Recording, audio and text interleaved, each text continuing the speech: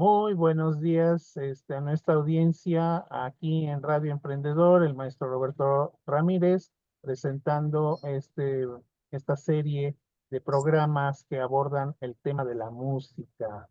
En esta ocasión, con una entrevista a un gran amigo, a un gran colega, el maestro Enrique Manjarres, que nos va a continuar platicando y compartiendo su experiencia de vida y en relación a la música. Eh, Como ya pudieron darse cuenta en el programa anterior, él es un amante del rock, ¿no? Aunque en su vida pues escuchó varios géneros de música, parece que su tendencia, y eso es que nos lo comparta, por qué eligió el rock como parte de su bagaje cultural musical. Adelante, maestro Enrique, te escuchamos. Buenas tardes a todos. Muchas gracias una vez más por la oportunidad. Pues el rock fue la segunda música que escuché después de la música mexicana, de los grandes boleros, los grandes tríos, las grandes orquestas. Y eran muy divertidas esas fiestas a las que les comentaba en el programa anterior, pero ya en ese 67, 68, 69, 70, después de lo que pasó cuando en México nos llegaba, aunque sea por televisión, que había habido un festival que había llamado Woodstock en el 69. Aquí estábamos con un asunto, yo era un niño, pero la represión del 68 fue brutal. Entonces, a principios de los 70 ya existía un ambiente muy de contracultura en México, y yo creo que el rock era la única forma de poderse manifestar en contra de aquel sistema establecido, de aquel sistema que nuestros padres nos legaron, pero que los jóvenes ya tenían otra forma de ver el mundo. El famoso Amor y Paz del 68 llegó a México en el 70, ¿no?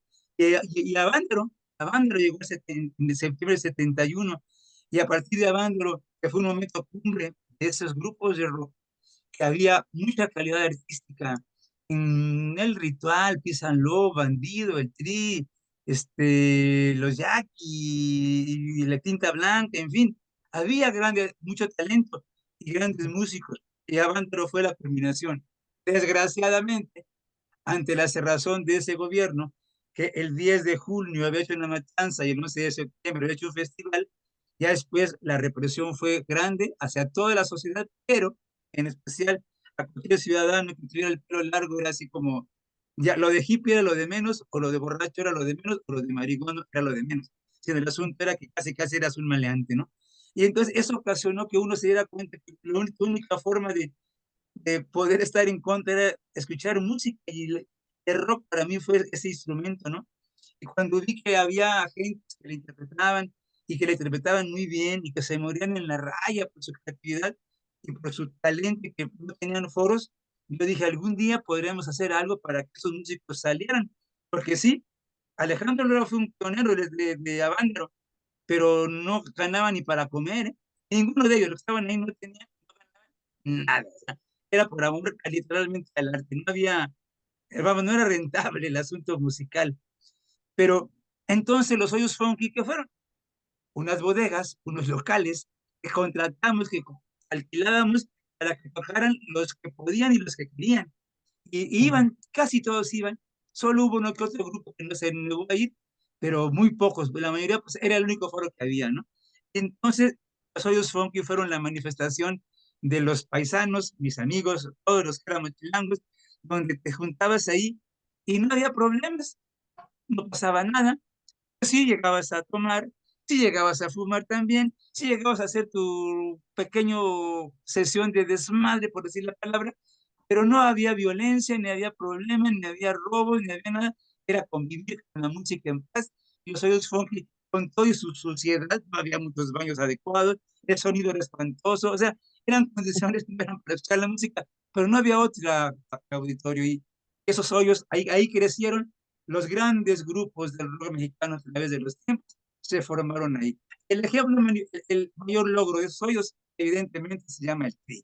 Hay otros, como Batis se nos acaba de ir hace algunos meses, pero Batis no iba a los hoyos así, a los muy, muy feos no iba, nada más iba a los que estaban, diríamos, a los hoyos fifís. Había también hoyos fifís o hoyos más feos.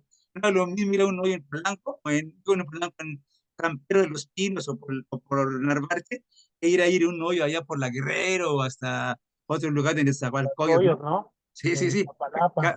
A Iztapalapa, entonces eso Ajá. cambiaba mucho. Pero que fueron los foros, ¿no? Y ahí escuchabas en ese tiempo el auge de rock mundial, caray.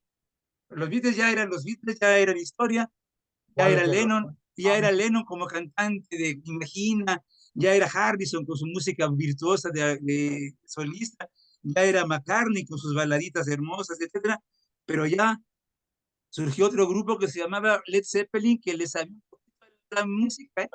Y un los Rolling poquito de Stones, blues ¿no? y un Los poquito de Rolling eso, Stones. y los Stones y los Kings. En el caso personal, los Kings, Bowie, Pink Floyd, los The Who fueron los grupos ingleses que transformaron la música. Hay muchos más, por supuesto, pero yo resumo que después de esos Stones, Zeppelin, Queen y los Kings, todos los Sí, demás se formen por donde quieran, pero los primeros son, de acuerdo a mi personal gusto de la sí. música, ¿no?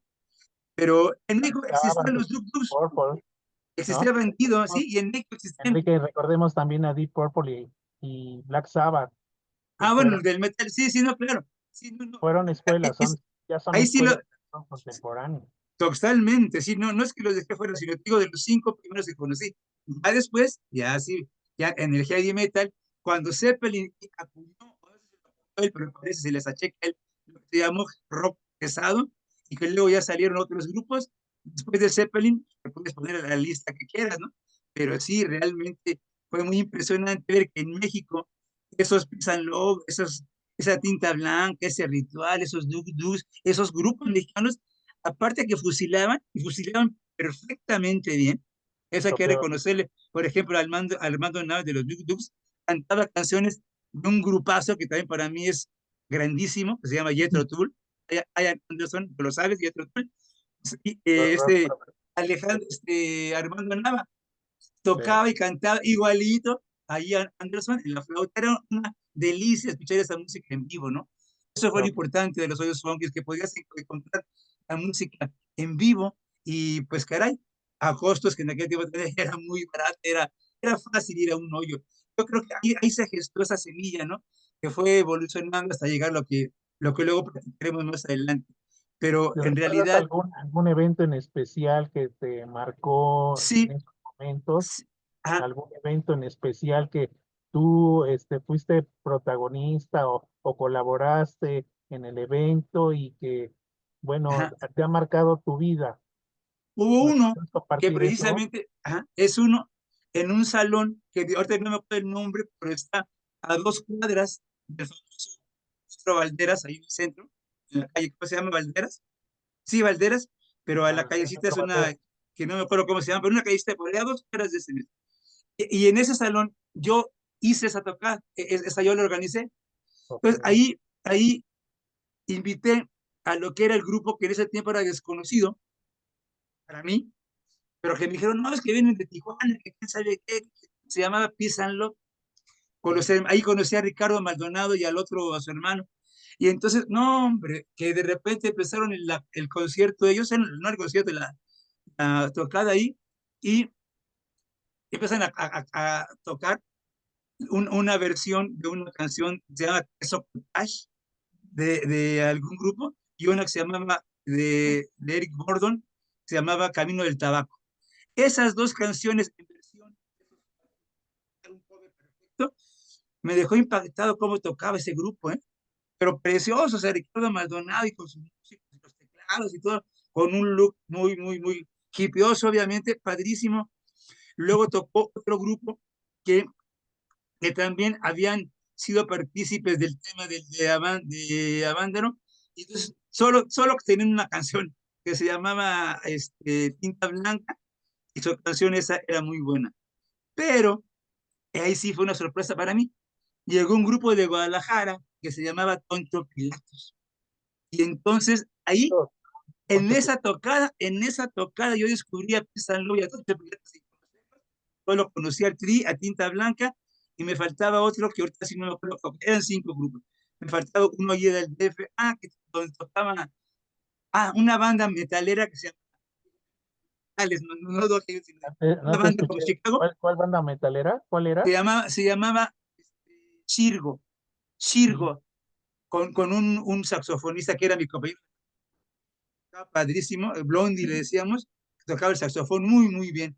Y esa tocada me marcó porque ahí que descubrí a dos grupos que no conocía, que llegaron a ser famosos con el tiempo, y que ahí me di cuenta precisamente que dije, no, si me pongo listo en esto, sí voy a ganar dinero, porque ese concierto no, o sea, salí tablas, no gané nada, tampoco perdí, pero dije, no, caray, si lo hago mejor, si no gasto en cosas que gasté de más, si no gasto en lo que gasto, o sea, administrándome más, sí puedo hacer rentable esa función. Y ahí me marcó precisamente en esa tocada del Metro Valderón, del salón, no me acuerdo su nombre ahorita, pero está a 2 cuadras del Metro Valderón hacia el centro, no creo cómo se llama esa callecita, antes de llegar al Metropolitan, por ahí. Ok. De alguna manera, entonces, te dio como una pista para posteriormente estudiar la carrera de administración de empresas, porque sin saberlo, sin tener esa capacidad ni esa expertise, te dio una idea de poder crear un negocio, ¿no? ¿Sí? Y Y que te sí, digo una mucha cosa, gente fue de los productores en Estados Unidos, en Europa, de los que fueron parte de las disqueras que grabaron a estas bandas, pues se convirtió en el gran negocio del mundo, ¿no? Y más sí, cuando apareció ya el manejo de la imagen, antes era en película y después entra MTV y MTV pues empieza a explotar toda esa parte y bueno, pues sí, entra otra generación de música de rock, la del rock de la televisión, ¿no? sí, Y que después ahí tomó cambia. pauta para los conciertos y todo, aunque en México pues sí hemos sabido de que hubo mucha restricción en ese sentido y por eso se crearon los hoyos funky y por el otro lado pues había muy poco apoyo, o sea, de parte del gobierno. Nulo. No, no era poco, Entonces, era nulo. Era pura represión. Lo único que había era que salías de los hoyos, ya andaban los policías nada más viendo a ver si a alguien le sobró algo de lo que de su mercancía, porque te agarraban con algo de la mercancía, que ya sabes a cuál me refiero, al bote. Entonces todos preferían consumirla ya dentro y saliendo, ya sabían que venía la redada. ok, ok. Pues, muy interesante todo esto, yo creo que esto de alguna manera trae una memoria histórica de que aquí en México sí ha habido artistas, ha habido músicos, ha habido grupos de bandas que de alguna manera marcaron a las nuevas generaciones, ¿no? Y que Sí, sí, totalmente. siguen todavía ahí tendente, aunque hoy no sé, a ver si en el próximo programa nos pudieras compartir qué es lo que está sucediendo con la música actual en México, ¿no? Con el rock mexicano, porque parece que está como perdido. ¿Quién sabe qué está pasando? Porque hay una influencia también muy importante del jazz. Ahí es una nueva generación de la música mexicana que está incursionando de manera significativa, ¿no? Más que el Sí, rock. ¿Eso a qué se debió? Lo vemos en la claro. próxima grabación. Muchas gracias a la audiencia de Radio Emprendedor, del Ciudadano Informado. Nos estaremos viendo. No pierdan entonces la entrevista que vamos a continuar con el maestro Manjarres. Muchas gracias. Hasta luego. Hasta luego, gracias.